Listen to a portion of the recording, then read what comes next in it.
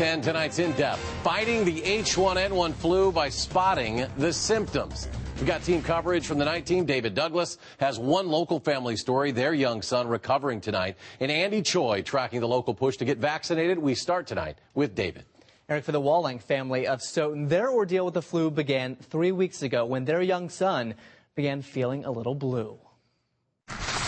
Stuart Walling has been kicked around a little lately. It hurt a little. The 10-year-old spending nearly 10 days in the hospital with H1N1 flu. I coughed a lot. Now better, and back at home, he doesn't say much about the ordeal, and you can understand why when you see him like this.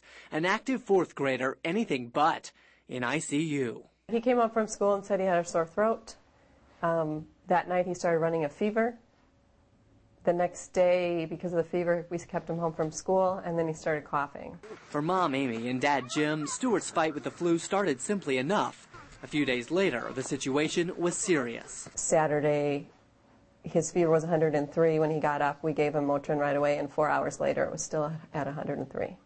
His breathing was real rapid and shallow. That got him a trip to the ER in Stoughton, and ultimately American Family Children's Hospital in Madison, where Mom and Dad had to hold their son through gloves, masks, and gowns. They take care of your children, all your life, but then to have to wear protective gear so that you don't get the same thing they have it's different. Unfortunately for Stuart, soccer season is over before it really begins, but with his health coming back, we're sure he'll find a way to pass the time. I don't know. Usually Sunday mornings I get to watch more TV than I would on a soccer day. And maybe he'll be back on the field next year. He certainly hopes so. Stuart came down with pneumonia in the process, something that's happened to him before. Mom and Dad tell me he has a mild case of asthma that crops up when he gets sick, Eric.